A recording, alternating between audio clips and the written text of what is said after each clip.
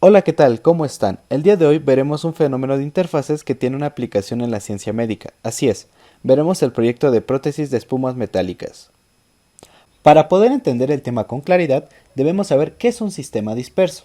Pues un sistema disperso es una mezcla donde se involucran dos o más sustancias, sean puras o no, donde se encuentra una fase dispersora o dispersante, y una fase dispersa que generalmente se encuentra en menor proporción. Debido a esto, una disolución de un sistema disperso carece de la homogeneidad de una disolución común. Entonces, debemos entender a una espuma como un sistema disperso, ya que este sistema se compone de una fase dispersante y una fase dispersa. Pensemos en las espumas comunes que ya conocemos. Algunos ejemplos de ellos son la espuma de agua de mar, la espuma de la orina, la espuma del jabón, la espuma de la cerveza, entre otros ejemplos. Tomemos este último ejemplo para dejarlo un poco más claro. La espuma de la cerveza se compone de burbujas que forman formas geométricas que se repiten su arreglo en las fronteras entre la fase gaseosa y líquida, por lo que la fase dispersa sería el gas inmerso en las burbujas y la fase dispersante sería el líquido de la cerveza. La espuma líquida es un sistema que pasa por una serie de estados transitorios que cambia su morfología constantemente a lo largo de su vida. Dichos cambios en la morfología de la espuma pueden ocurrir por los siguientes factores. 1. El flujo. El flujo es el movimiento de las burbujas entre sí causado por fuerzas externas en la presión. 2. El drenaje. Es el flujo de líquido a través de los bordes de la meseta impulsado por las fuerzas capilares y la gravedad. 3. Ruptura. La ruptura es la inestabilidad repentina en la película, lo cual lleva a su dispersión. Y 4. Engrosamiento. Es la difusión del gas desde las burbujas más pequeñas a las más grandes, impulsadas por las diferencias de presión. Se puede considerar que la espuma es un sistema coelástico, donde varios factores influyen en su estabilidad, incluyendo la geometría de los bordes de Plateau, el espesor de las paredes celulares, la absorción de la superficie, la movilidad de la superficie, la viscosidad y la elasticidad de la dilatación. Si la espuma no cambia a lo largo del proceso, podemos decir que es cinéticamente estable. Como podemos ver en esta tabla que fue abstraída del libro Chang 12ª edición, en la cual podemos ver que no solo existen coloides de fase líquida y fase gaseosa, sino existe una gran variedad de ellos. Teniendo esto en mente, podemos visualizar de una manera más clara qué es una espuma metálica, pues una espuma metálica, al igual que las espumas líquidas, existe una fase dispersa, que es un gas. Sin embargo, ahora la fase dispersante es un sólido. Más específico sería el metal o las aleaciones del metal que componen a la espuma metálica. Estas espumas metálicas pueden ser formadas al espumar un metal fundido seguido de un enfriamiento estrictamente rápido. Al solidificarse, se obtiene un material metálico altamente poroso que puede exhibir combinaciones únicas en sus propiedades. Los metales líquidos espumosos siempre contienen algún tipo de inclusión sólida para su estabilización. En el primer caso, las partículas se añaden al fundido en alguna etapa de la ruta de procesamiento, mientras que en el segundo, el óxido suele entrar en el material como producto secundario de la producción de polvo, lo que crea un óxido fino en cada partícula de polvo. Existen varios métodos para la producción de espumas metálicas, las cuales son inyección de gas, descomposición de una partícula liberadora de gas en el fundido, descomposición de partículas liberadoras de gas en semisólidos, fundición con un polímero o precursión de cera como plantilla, depósito de metales en preformas celulares, expansión de gas atrapado, estructura de esferas huecas, cocompactación o fundición de dos materiales, uno lixiable, solidificación eutéctica de gas metal, polimetalurgia, de los cuales solo escogeremos algunos para las producciones de espumas destinadas para prótesis. Sin embargo, podremos hacer este análisis dependiendo de las cualidades que necesitemos y con base a las características que podamos obtener debido a cada proceso. Una espuma metálica cuenta con una estructura ligera tan particular y buenas propiedades físicas, químicas y mecánicas. Las propiedades mecánicas de las espumas metálicas dependen directamente por la composición de la aleación, condiciones de espumado, enfriamiento y eventualmente su posttratamiento térmico. Debido a esto, en la siguiente tabla podremos ver algunos ejemplos basados en diferentes procesos de fabricación y diferentes composiciones.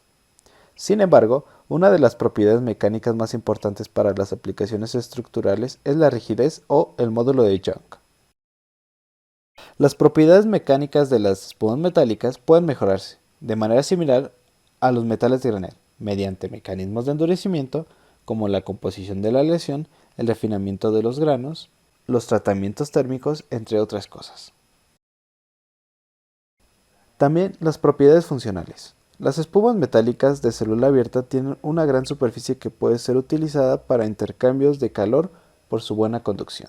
Otras propiedades de las espumas que no son inherentes a las espumas metálicas son la superficie específica elevada, baja velocidad de deslizamiento de la interfase y gran relación de la expansión, que no las mencionaremos específicamente porque no son relevantes para nuestra aplicación. Las espumas metálicas, debido a sus cualidades, tienen un variado uso en la industria. Algunas de las aplicaciones más comunes son industria automotriz, equipo deportivo, industria ferroviaria, construcción naval, estructuras livianas, intercambios de calor, prótesis, entre muchas otras. Nos basaremos exclusivamente en la última aplicación mencionada. Una prótesis es una parte artificial que se adapta como una extensión para reemplazar o auxiliar alguna parte del cuerpo que tiene algún tipo de deficiencia o que sea incompleta. Una prótesis ortopédica cumple la función de fungir como un miembro del cuerpo, teniendo la misma utilidad que un miembro natural. Estas prótesis, como ya se mencionó anteriormente, tienen como función sustituir las funciones perdidas de diferentes partes del cuerpo, mientras otros tipos solo son usados por estética. Para poder diseñar una prótesis necesitamos ciertas características requeridas para un funcionamiento correcto de estas. El principal problema que se presenta en la fabricación de alguna prótesis radica en la adaptación de una forma confortable o cómoda de anclaje, esto es con el fin de soportar y amortiguar el peso del cuerpo y poder transmitir las fuerzas dinámicas que se producen durante el proceso. En otras palabras, el principal objetivo de la creación de prótesis radica en conseguir una deambulación con la máxima estabilidad, el mínimo desgaste de energía y la simulación más normal posible al ejecutar acciones. La prótesis debe poseer suficiente porosidad y una resistencia mecánica que permita la adhesión, migración, crecimiento y proliferación celular. Además, el material del cual esté hecha la prótesis debe ser biocompatible, biodegradable y bioactiva. Se debe asegurar la osteointegración y un tamaño de poro adecuado. El tamaño de poro juega un papel importante en el diseño de implantes, puesto que según sea su valor, la generación de los huesos será directamente afectada. De tal manera que poros de 5 micrómetros permite la nueva vascularización. Poros entre 15 y 40 micrómetros permiten el crecimiento de fibroblastos. Poros entre 40 y 100 micrómetros favorecen el crecimiento de osteoide. Poros entre 200 y 350 micrómetros permite un significativo crecimiento de los huesos, y poros mayores a 500 micrómetros permite la rápida vascularización, a lo que se suma una mayor penetración del tejido óseo si los poros se encuentran interconectados. El crecimiento del hueso es directamente afectado si hay una interconexión a través de las ventanas con tamaños mayores a 50 micrómetros. Esta interconectividad entre los poros es lo que promueve la circulación del fluido corporal y la migración celular al núcleo del implante. Una de las características más importantes de las cuales hablaremos es la biocompatibilidad, que puede ser definido como la aceptación biológica de los materiales por los tejidos del organismo en varios niveles, como material tejido, factores mecánicos y reacción a la degradación. Los materiales biocompatibles o bioinertes pueden ser materiales metálicos, cerámicos o poliméricos, entre otros, y la única restricción es que no causen daño alguno ni provoquen rechazo por parte del cuerpo humano. Las cualidades de un material biocompatible deben ser las siguientes: no producir respuesta del sistema inmunitario, no ser tóxico, no ser carcinogénico, no ser incompatible médicamente, no ser incompatible hemodinámicamente, bioactivos, bioinertes, en algunos casos biodegradables. Entonces, si hay tantos materiales que pueden cumplir con estas características, ¿por qué elegir a las espumas metálicas? Uno de los principales atractivos de emplear metales para este fin radica de la resistencia de compresión. Entonces, un candidato muy factible sería el titanio, pues tiene una resistencia de compresión de 35 megapascales y un módulo de Young de 5.3 gigapascales, lo cual lo hace un material muy resistente y liviano. Sin embargo, tiene la desventaja de ser un metal con un costo elevado. Actualmente, las aleaciones de titanio, aluminio y vanadio es una de las más utilizadas comercialmente, debido a que el costo baja por la disminución de titanio en la aleación. Otro metal que es un buen candidato es el magnesio, en donde se tiene una resistencia de compresión de 2.33 megapascales y de 0.35 gigapascales para el módulo de Young.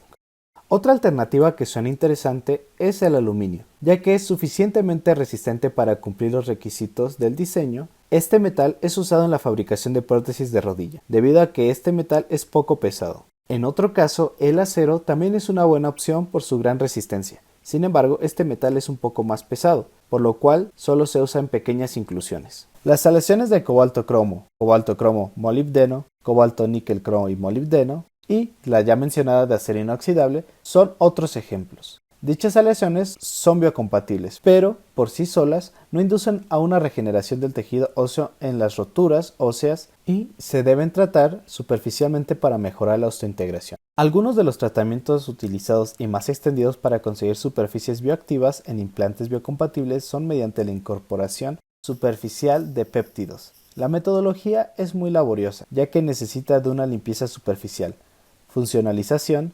silanización y la posterior inserción de péptidos.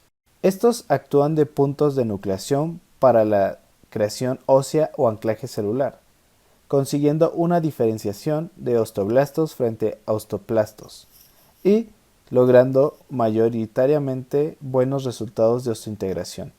Este laborioso y costoso procedimiento es necesario realizarlo para hacer posible la generación de tejido óseo y así evitar un posible rechazo de los implantes. No obstante, los casos por intoxicación producida por metalosis en el paciente son elevados. Para solucionar una serie de problemas al respecto, se deben emplear el uso de andamios y moléculas orgánicas. Se llaman andamios moleculares a los biomateriales de tercera generación, los cuales se insertan en huesos y tejidos en los que se desarrollan de nuevo las células del paciente y pertenecen a la ingeniería de tejidos. En los andamios moleculares no hay ninguna célula viva, solo estructuras porosas. Debido a esto, está comprobado que tienen la estructura con los requisitos mencionados, por lo cual puede ser utilizado como las plantillas para crear moldes funcionales de inversión, en las que se pueden fundir una variedad de metales.